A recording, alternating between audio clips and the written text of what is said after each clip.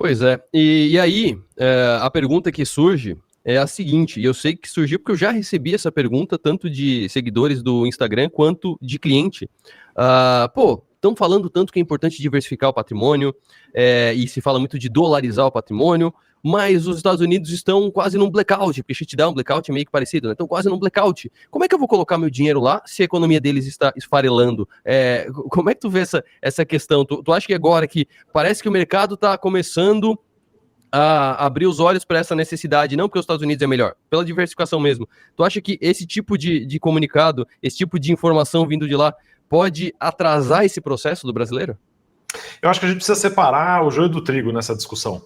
Se você for olhar para as manchetes, desde 1980 você tem manchetes no sentido de que é o fim do dólar. Uhum. E cá estamos em 2025. Né? Você precisa olhar para a economia real. Você precisa olhar para o que os Estados Unidos de fato representa para o mundo, né? Em termos de inovação, tecnologia, tendências, reserva de valor, poder militar. E quando você olha para esse contexto de uma forma mais ampla, fica evidente que o dólar ainda é uma fortaleza, né? Então você pega número de patentes, né? É absurda a diferença, né? Você pega das 200 melhores universidades, 80, por volta de 80 estão nos Estados Unidos. O uso do dólar como reserva de valor, 60%, 70% do mundo usa o dólar como reserva de valor. Então ele ainda é muito forte e ainda vai continuar muito forte, até por uma falta de substituto. Quem vai substituir, né? O euro, não. O segundo colocado, ele tem um market share muito pequeno, né? Então o dólar sim continua sendo a reserva de valor, ele continua sim sendo muito forte. Então, assim, eu busco olhar com esse olhar, tá? Deixa eu olhar para a economia real, por quanto representa, né? Economia, muitos trilhões de dólares, né?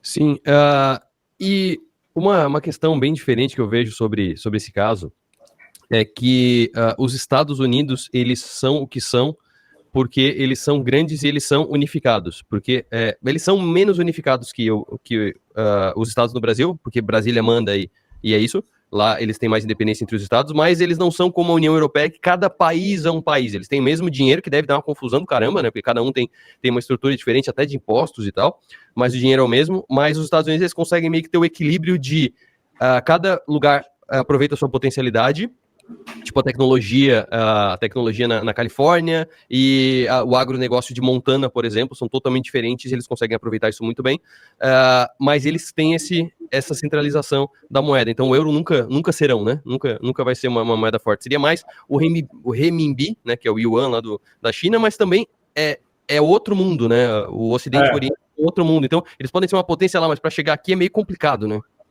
Até tem uma brincadeira no mercado que é o seguinte, né? Quando você precisa falar com o euro, você vai ligar para quem? Porque não existe um banco central do euro em si, né?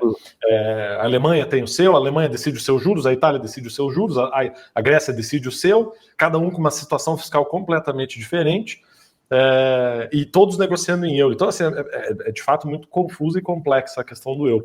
O dólar, nesse sentido, ele fica muito mais fácil. Você falou do RMB. Lá tem um problema, né? Você não tem a garantia de que você vai conseguir retirar o dinheiro de lá, né? Então, se você leva 10 milhões de reais, né, converte lá para moeda chinesa, como é que você traz isso de volta, né? Não é tão simples assim, pode ser fechado a qualquer momento. Então, é a forma com que eles decidem operar lá as divisas.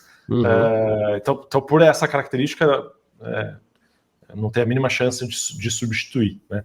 E aí abre espaço para ouro, para Bitcoin e outras coisas. Mas o ponto que eu queria trazer aqui é o seguinte: olhar para a internacionalização dos investimentos, né? Olhar para os Estados Unidos é muito mais no sentido de que aquilo lá é um hub financeiro. Dali você vai conseguir acessar todos os mercados, né?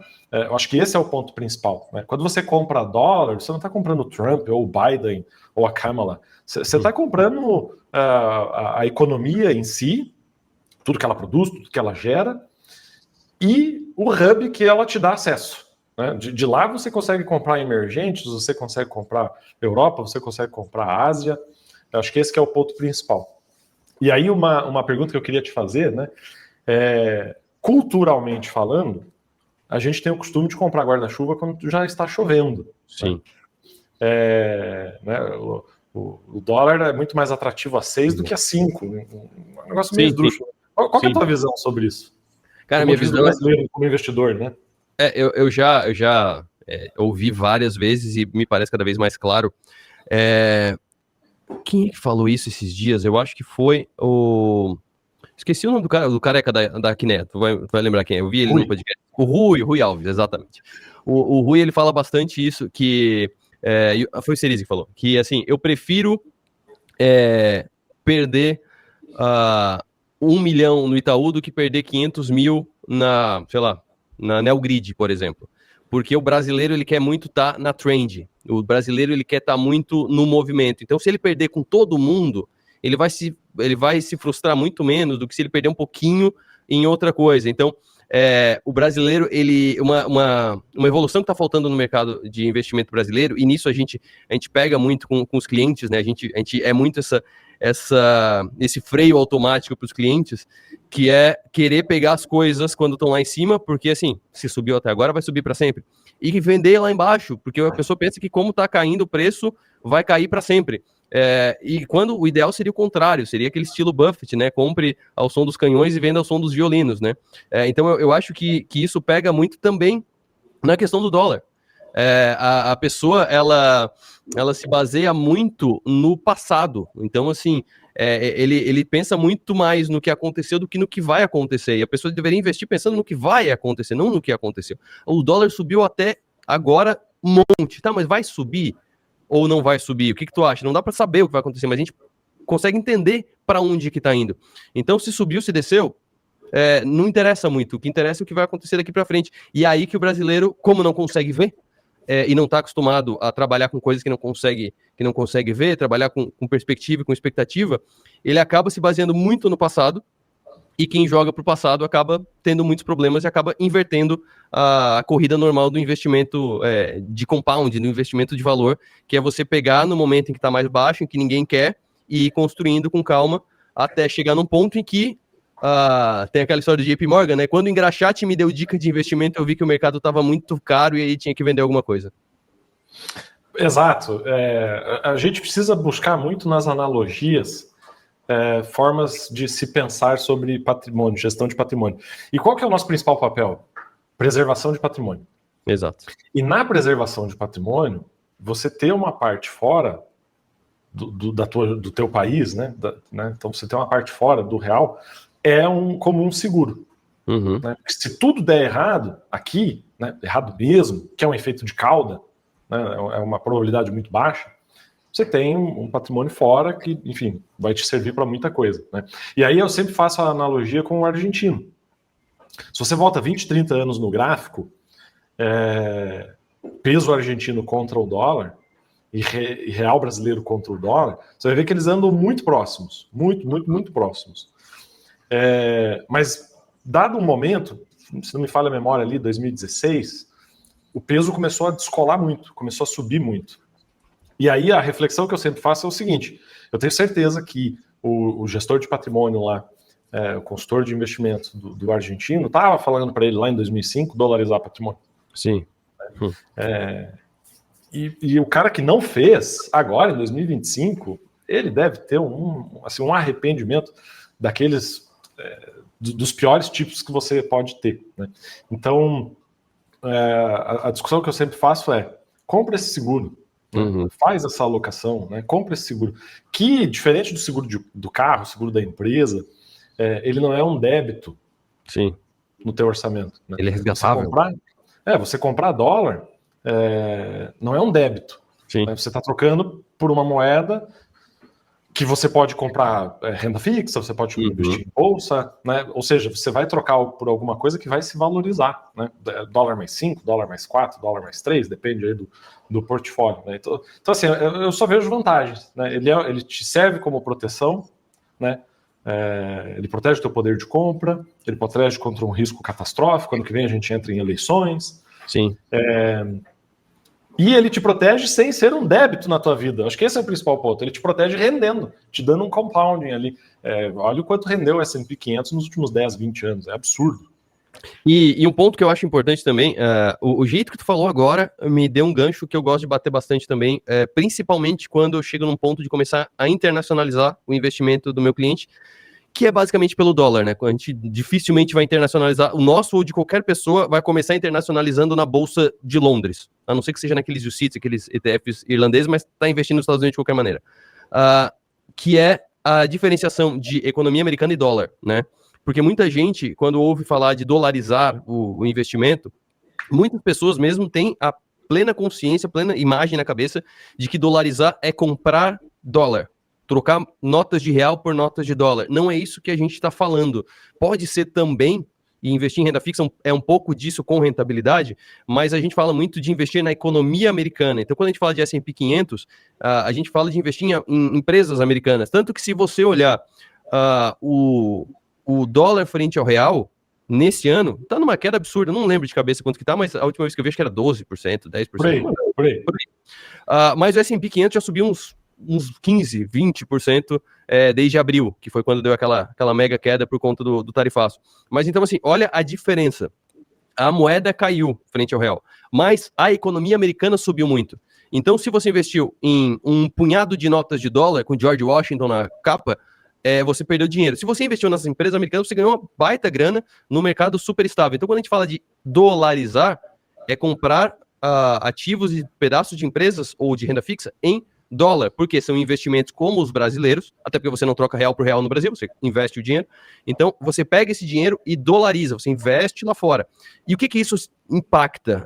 E é o tipo de coisa que eu bato bastante. Eu queria saber se tem um alinhamento parecido na hora de passar para os clientes também. Que se a gente se ferrar na economia e a inflação explodir e o dólar for a R$8 e tudo fica caro e o iPhone custar o preço de um punhado de celtas, a gente vai ter esse pedaço lá fora que vai dar uma compensada. É quase um contrapeso do elevador. Se der algum problema, tem um contrapeso para segurar. Se não der problema nenhum, tu tá subindo nos dois. É basicamente isso, né? É basicamente isso. Eu trabalhei na indústria de defensivo agrícola, né? Uhum. Por muitos anos. E o produto principal, né, o ingrediente ativo, que é o que vai resolver ali o problema, né? Que você está querendo tratar com aquele produto químico, no Brasil, você só tem a produção, se eu não me engano, de 1 ou 2. Tá. Os mais avançados, de nenhum. Né? Uhum. Os melhores produtos para manejo, né, de ervas daninhas e etc., né, insetos, enfim, eles são produzidos fora, são negociados em dólar. Então, sem dólar, você não consegue comprar esse tipo de produto. E aí você não consegue fazer o manejo. O quanto que a produtividade agrícola cairia sem o uso de defensivo agrícola? Cairia absurdamente. Né? Então, aqui eu estou citando um exemplo que é fundamental para todos nós, que é a alimentação. Né? Então, é fundamental para nós, alimentação, e é 25% do nosso PIB. Uhum. Remédio, mesma coisa. Né? Os ingredientes ativos e etc., tudo cotado em dólar. Né? Combustíveis, esse todo mundo é mais sensível, todo mundo já sabe, já aprendeu. Né? Mas sim, remédio e defensivo agrícola, acho que pouca gente sabe. Então, você ter uma parcela em dólar, você está meio que redeando, né? Você está meio que protegendo também a tua perda do poder de compra. A FGV, inclusive, fez esse estudo, e a conclusão do estudo deles é que, em média, você precisa ter entre 15% e 18% em dólar só para redear, só para neutralizar o impacto da perda de poder de compra pela variação do dólar. Né? Então, é muito difícil falar para onde que o dólar vai essa semana, né? Final do ano, é muito complexo isso. Mas seguramente eu diria que para daqui a 10 anos ele vai estar muito mais caro do que o que ele está hoje, só pelo nosso diferencial de inflação.